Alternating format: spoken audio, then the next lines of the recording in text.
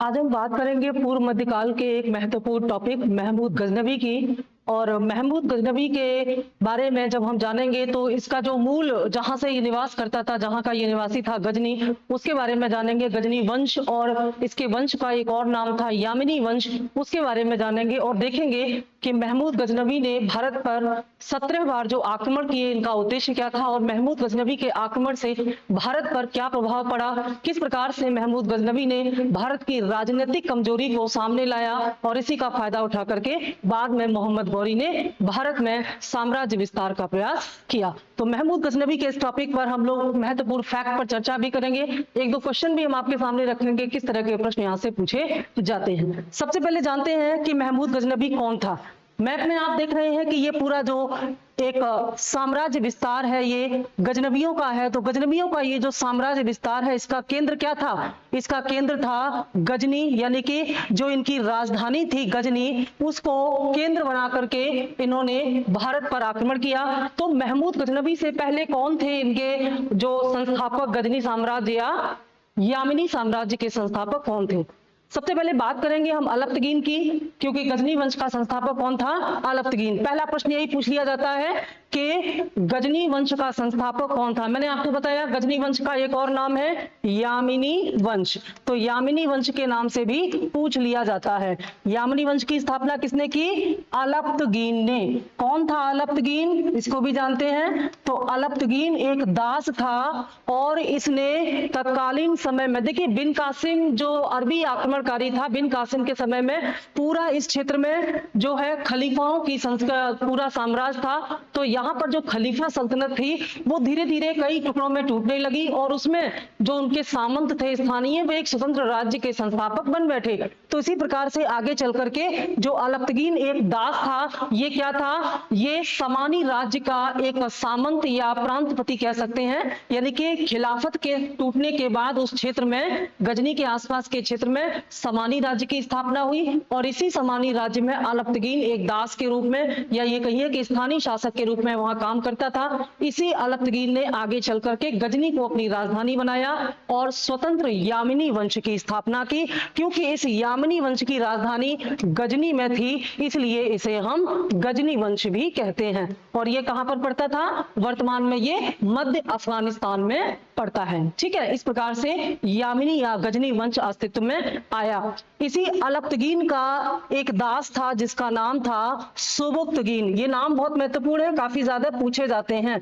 सुबुक्तगीन। तो सुबुक्तगीन जो है ये अलप्तगीन का दास भी था और दामाद भी था, यानी कि अलप्तगीन का दास और दामाद। आप देखेंगे कि इसमें एक जो दास है वो यहाँ से सिस्टम शुरू हो रहा है और आगे चल करके यही दास सिस्टम गौरी के माध्यम से दिल्ली सल्तनत तक पहुंचा। यहीं से आगे चल करके भारत में जो सल्तनत की स्थापना हुई और इस दिल्ली सल्तनत में जो पहला वंश था उसे हम क्या कहते हैं? उसे हम दास वंश या गुलाम वंश कहते हैं। तो दास की वंश की शुरुआत यहीं से मानी जाती है। ठीक है, सुबुक्तगीन का सुबुक्तगीन जो कि अलप्तगीन का दास था और इसका दामाद था, ये अगला राजा बनता है किसके बाद? अलप्तगीन के बाद गजनी वंश का अगला राजा कौन बनता है? सुबुक्तगीन। और सुबुक्तगीन पहला तुर्क शासक था जिसने भारत पर आक्रमण किया, या पहला तुर्की आक्रमणकारी। अगर भारत पर पूछा जाएगा कि भारत पर प्रथम तुर्क आक्रमण किसने किया, तो वो था सुबुक्तगीन का आक्रमण। और सुबुक्तगीन ने आक्रमण कब किया है? 977 ईस्वी में सुबुक्तगीन ने यह आक्रमण किया। कहां पर? भारत के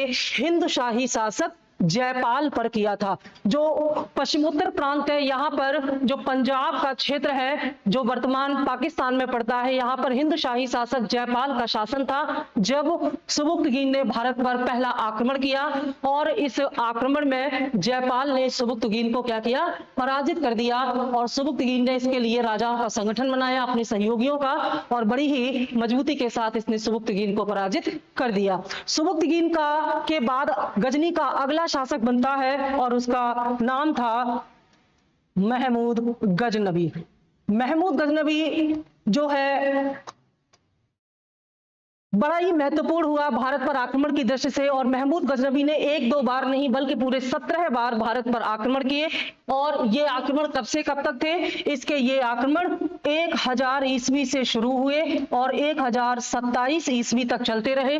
और यह बात कौन कहता है? हेनरी इलियट जो है इतिहासकार हेनरी इलियट यह बात कहते हैं कि महमूद गजनबी ने 1000 ईस्वी से लेकर के 1027 ईस्वी तक भारत पर कुल 17 बार आक्रमण किए। और महमूद गजनबी का भारत पर प्रथम आक्रमण कहां पर हुआ था? तो यह भी ध्यान दें, क्योंकि सुबुक्तगीन यानी कि महमूद गजनबी के पिता सुबुक्तगीन को 977 ईस्वी में जयपाल ने पराजित कर दिया था। तो इसी बात का बदला लेने के लिए महमूद गजनबी ने अपना पहला आक्रमण जयपाल पर ही किया और यहां पर महमूद गजनबी ने जयपाल को पराजित कर दिया।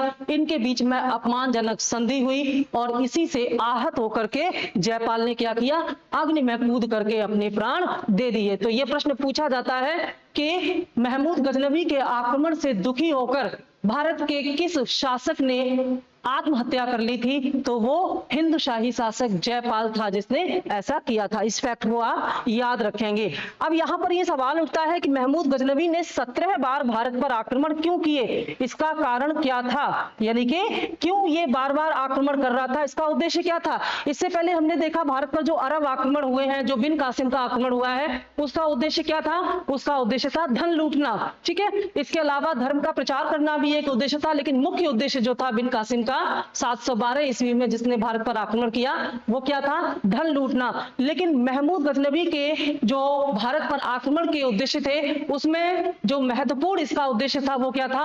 अपने साम्राज्य का विस्तार करना, यानी कि गजनी साम्राज्य का विस्तार भारत के अंदर करना, ये इसका मुख्य उद्देश्य था। तो मुख्य उद्देश्य जो बिन कासिम का है वो धन लूटना है और महमूद गजनबी का है वो अपने साम्राज्य का विस्तार करना है। और इसीलिए महमूद गजनबी ने भारत के अंदरूनी क्षेत्रों पर भी प्रहार किए, आक्रमण किए और ऐसा उसने 17 बार किया। महमूद गजनबी को बुत शिकन के नाम से भी जाना जाता है। बुत शिकन पूछा गया है, बुत शिकन किसे कहा जाता है? तो बुत शिकन का मतलब होता है मूर्ति भंजक, यानी कि मूर्तियों को तोड़ने वाला। यानी कि महमूद गजनबी ने भारत के मंदिरों को तोड़ा, मूर्तियों को तोड़ा और ऐसा इसने कई बार किया। इनमें सबसे महत्वपूर्ण है सोमनाथ। और ये सोमनाथ जो ये 17 बार आक्रमण किए हैं महमूद गजनबी ने, इसमें इसका 16वां आक्रमण जो है वो सोमनाथ के मंदिर पर ही किया गया था। और यह सोमनाथ का मंदिर बड़ा ही प्रसिद्ध शिव मंदिर था, जहां पर इसने मंदिर को लूटा, मंदिर की मूर्ति को तोड़ा। और इस समय जब महमूद गजनबी ने इस मंदिर को लूटा, समय कौन सा था? 1025 ईस्वी थी। और यहाँ पर शासन किसका था? यहाँ पर सोलंकी वंश का शासक था। और सोलंकियों का कौन सा राजा यहाँ पर था? यहाँ सोलंकी राजा जो है वो भीम प्रथम का शासन था। ठीक है, भीमदेव प्रथम या भीम प्रथम का शासन था जिस समय महमूद गजनबी ने सोमनाथ मंदिर को लूटा था। वास्तव में सोमनाथ मंदिर को लूटने के पीछे भी कारण क्या बताया जाता है कि यहाँ अपार धन संपत्ति का भंडार था।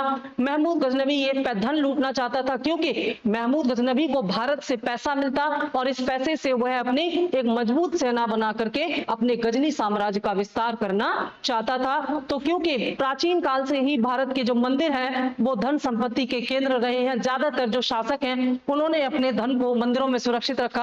आप देखेंगे दक्षिण भारत के मंदिर भी वर्तमान में भी एक बहुत महत्वपूर्ण संपत्ति के केंद्र है। लेकिन दक्षिण पर बाह्य आक्रमण ज्यादा नहीं हुए, पर उत्तर भारत को कई बार इन आक्रमणकारियों द्वारा लूटा गया। तो ये जो मुख्य उद्देश्य था उसमें ये था। और इस सोमनाथ मंदिर के समय भीम प्रथम जो है ये वहां से चला गया और इसने एक तरह से महमूद गजनबी का प्रत्यक्ष रूप से कोई सामना नहीं किया। बाद में इसका जीर्णोद्धार कराया गया। तो इस प्रकार से महमूद गजनबी का ये महत्वपूर्ण एक अभियान था भारत में। देखिए, महमूद गजनबी का जो बहुत सारे जो 17 बार आक्रमण किए हैं सब तो महत्वपूर्ण नहीं है, लेकिन जो महत्वपूर्ण है उनकी हम चर्चा करेंगे। महमूद गजनबी ने मथुरा पर आक्रमण किया, कन्नौज पर आक्रमण किया। मथुरा में बहुत सारे मंदिर यहाँ पर तोड़े। और कन्नौज में इस समय किसका शासन था?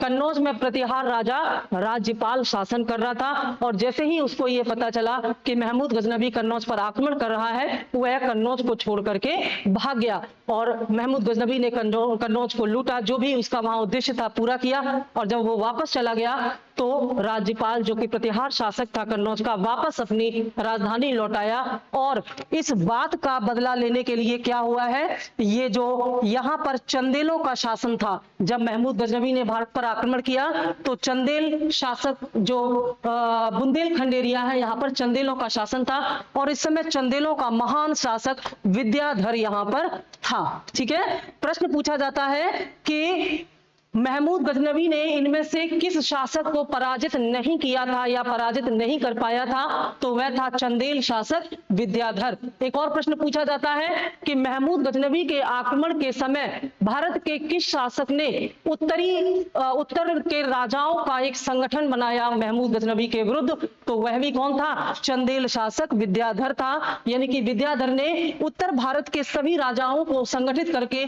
महमूद गजनवी के विरुद्ध एक विशाल सेना या संगठन बनाने का प्रयास किया था। तो यही विद्याधर उस समय थे जब कन्नौज पर महमूद गजनवी ने आक्रमण किया और कन्नौज का प्रतिहार राजा जो है राज्यपाल, वो अपने राज्य को छोड़ करके भाग गया। इस बात से दुखी होकर के क्या किया, विद्याधर ने महमूद गजनवी के जाने के बाद कन्नौज पर पुनः आक्रमण किया और वहां के कायर प्रतिहार शासक राज्यपाल को मार डाला। ये भी अपने आप में बहुत महत्वपूर्ण तथ्य है। देखिए प्रश्न कहां से आते हैं, प्रश्न आते हैं जहां कुछ ऐसा तथ्य होता है, तर्क होता है जो कि महत्वपूर्ण हो, उसे प्रश्न के रूप में आप तैयार कर लें और एक कहानी की तरह इस पूरे घटनाक्रम को समझ लें, तो इतिहास से कोई भी प्रश्न आपका छूटने वाला नहीं है। तो ये चीज यहाँ पर हुई। तो विद्याधर ने यहाँ पर राज्यपाल प्रतिहार शासक को मार डाला था। एक चीज आप देखते हैं कि बिन कासिम के समय यानी कि 712 ईस्वी में जब बिन कासिम ने भारत पर आक्रमण किया और उसके बाद एक लंबे अंतराल तक भारत पर किसी प्रकार का बाह्य आक्रमण नहीं हुआ। 712 से लेकर के एक तरह से 977, ये 977 क्या है, सुबुक्तगीन का आक्रमण है जो कि तुर्क था, और ये क्या है, बिन कासिम का आक्रमण है जो कि अरब था। ये भारत पर प्रथम मुस्लिम आक्रमण था। इन दोनों के बीच में अगर हम देखें तो लगभग 250 से लेकर 270 वर्षों का अंतराल दिखाई देता है। इतने वर्षों तक भारत पर बाह्य आक्रमण क्यों नहीं हुए, ये भी अपने आप में एक जानने वाली बात है। तो इसका महत्वपूर्ण कारण यह है कि बिन कासिम का जब आक्रमण हुआ, ये कौन सा काल था, हर्षोत्तर काल था। और हर्षोत्तर काल में एक तरह से हर्ष के बाद जो उत्तर भारत में जो राजनीतिक विखंडन हुआ था, इसका लाभ कहीं ना कहीं बिन कासिम को मिला और इसका लाभ उठा करके बिन कासिम ने भारत पर आक्रमण किया। लेकिन बिन कासिम का आक्रमण भारत के अंदरूनी क्षेत्र पर नहीं हो पाया था, क्योंकि इस क्षेत्र में मजबूत शक्ति के रूप में प्रतिहार स्थापित हो चुके थे और इन प्रतिहारों ने बिन कासिम या अरब आक्रमण को भारत के अंदरूनी क्षेत्रों में होने से रोका। और इस समय प्रतिहारों ने भारत के द्वारपाल की भूमिका निभाई थी। मैंने पिछले वीडियो में आपको ये बात बताई है जिसमें बिन कासिम का आक्रमण कवर किया गया है।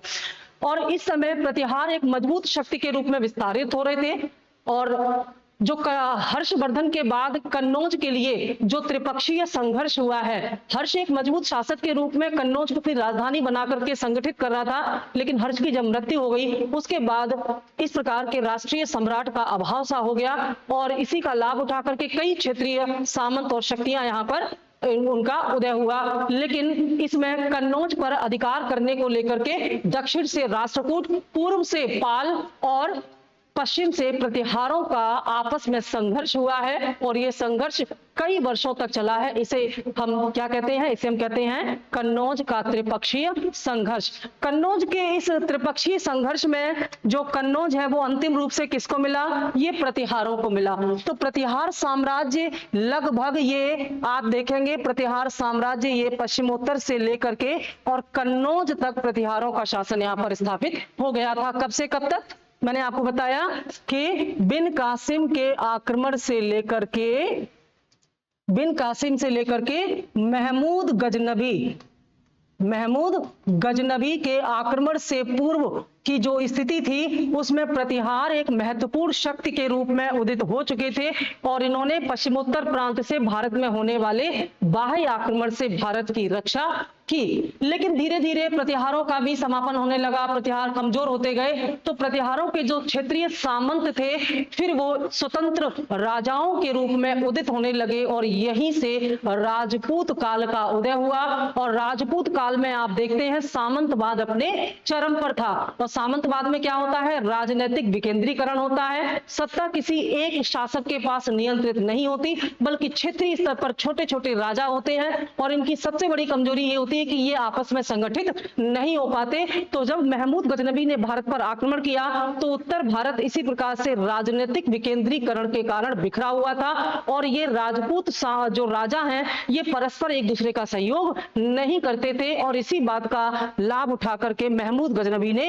उत्तर भारत में कन्नौज तक, यानी कि कन्नौज वर्तमान उत्तर प्रदेश के फर्रुखाबाद के पास पड़ता है, तो आप समझ सकते हैं कि इतना ज्यादा अंदर आकर के भारत पर महमूद गजनबी इसीलिए आक्रमण कर पाया क्योंकि भारत के जो राजपूत शासक थे उन्होंने संगठित होकर के इसका सामना नहीं किया। ये इसका महत्वपूर्ण उद्देश्य था जिसकी वजह से इसको सफलता मिली। और महमूद गजनबी अपने लगभग सभी अभियानों में सफल रहा और लगभग सभी अभियानों में इसने विजय प्राप्त की, लेकिन यह चंदेल शासक विद्याधर को पराजित नहीं कर पाया।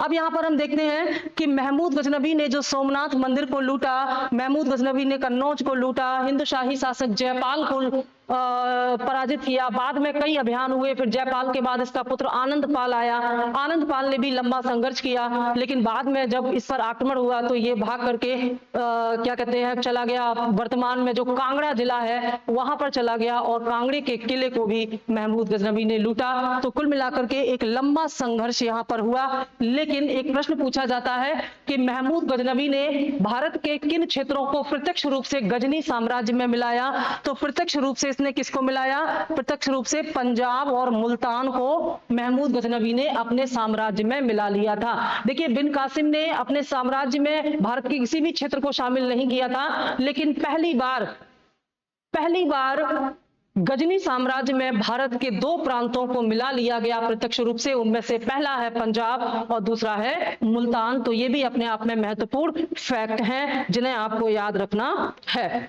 अब देखिए महमूद गजनबी से जुड़े हुए कुछ और महत्वपूर्ण तथ्य हैं, जैसे महमूद गजनबी के साथ कौन आया, एक जो महत्वपूर्ण लेखक है, मुस्लिम लेखक है जिसका नाम था अल-बर्नी।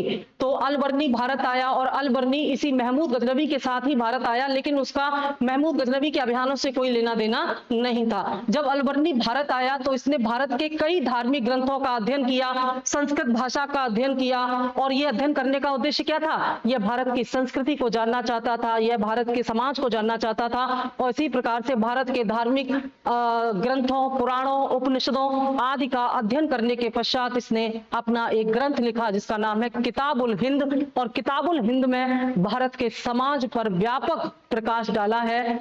अल-बर्नी ने पूर्व मध्यकाल के इतिहास को जानने का एक बहुत ही महत्वपूर्ण स्रोत है अल-बर्नी का जो है किताबुल हिंद। इसके अलावा जो उतबी था, उतबी कौन था, उतबी महमूद गजनबी का दरबारी कवि था, दरबारी इतिहासकार था, और उतबी ने ये माना है कि महमूद गजनबी के भारत पर जो आक्रमण थे ये क्या थे, जिहाद थे, यानी कि वो ये मानता था कि जिहाद या जिहाद क्या होता है, धर्म युद्ध। तो धर्म युद्ध यानी कि धार्मिक उद्देश्यों से पूरा से प्रेरित होकर के महमूद गजनबी ने भारत पर आक्रमण किया, ऐसा उतबी ने माना है। ये अपने आप में महत्वपूर्ण है। तो प्रश्न पूछा जाता है कि वह कौन प्रथम मुस्लिम था जिसने भारत के धर्म शास्त्रों का अध्ययन किया, पुराणों का अध्ययन किया, जिसे संस्कृत का ज्ञान था, तो उसका नाम है अल-बर्नी। ये सारी चीजें बहुत महत्वपूर्ण है, पूछा जाता है। इसके अलावा ये जो महत्वपूर्ण तथ्यों में जहां से प्रश्न आए हैं, कुछ प्रश्न हम आपके सामने लाना चाहेंगे। एक चीज यहां पर और बता दें कि ये जो महमूद गजनबी था, महमूद गजनबी ने सुल्तान की उपाधि धारण की, और सुल्तान की उपाधि धारण करने वाला यह पहला मुस्लिम शासक था। ये बहुत महत्वपूर्ण है कि सुल्तान की उपाधि धारण करने वाला पहला मुस्लिम शासक था,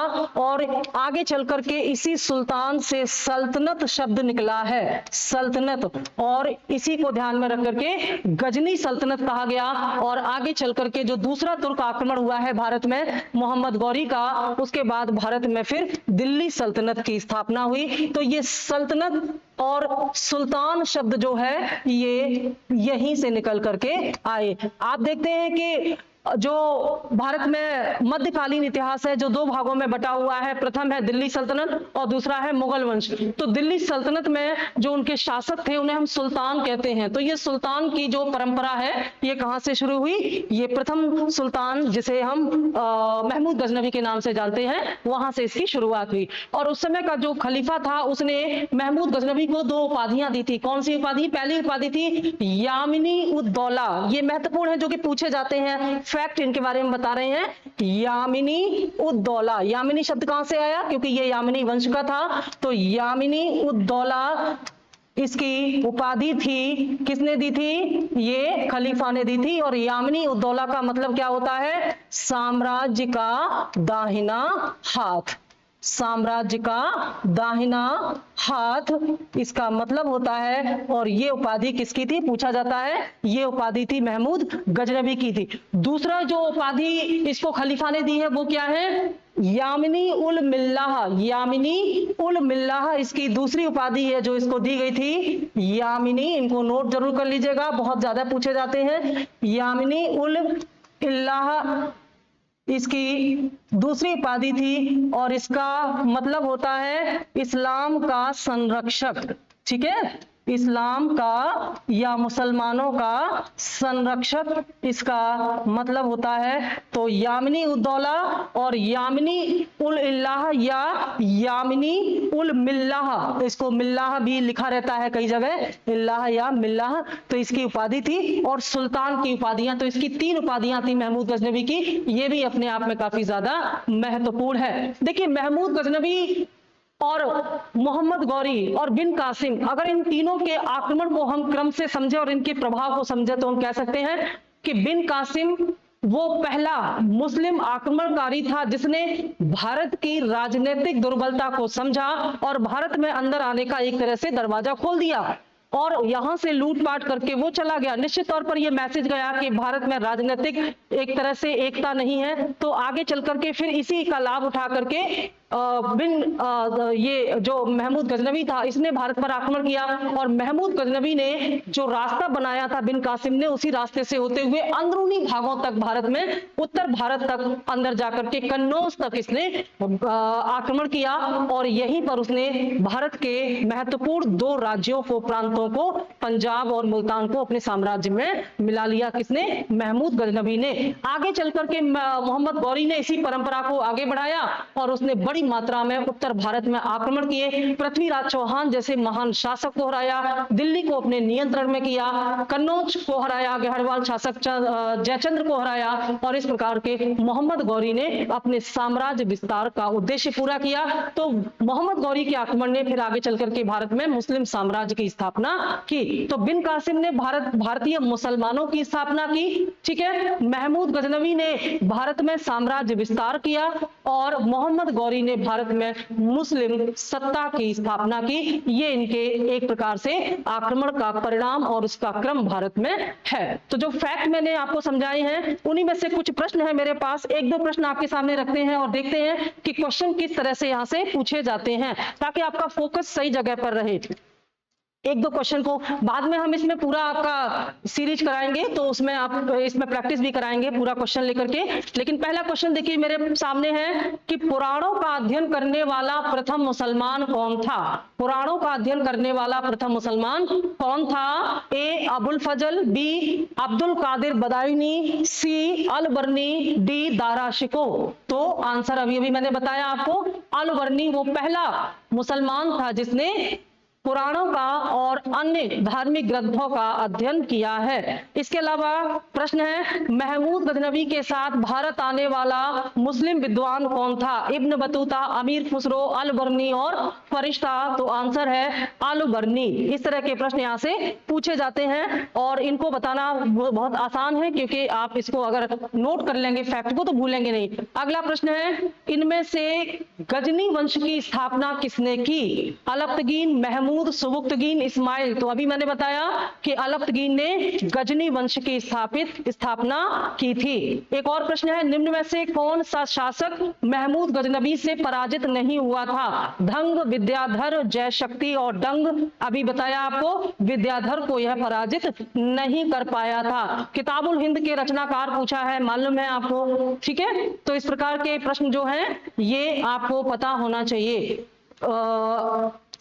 आगे और भी प्रश्न इसमें हैं, लेकिन यहाँ पर बहुत सारे प्रश्न हम लोग एक साथ नहीं दे सकते, क्योंकि ये जब तक आपके सामने नहीं होंगे ऑप्शन के साथ, ऑब्वियस सी बात है आप आंसर नहीं दे पाएंगे। तो इसका पूरा हम एक पूरा प्रैक्टिस सेट लेकर के आएंगे।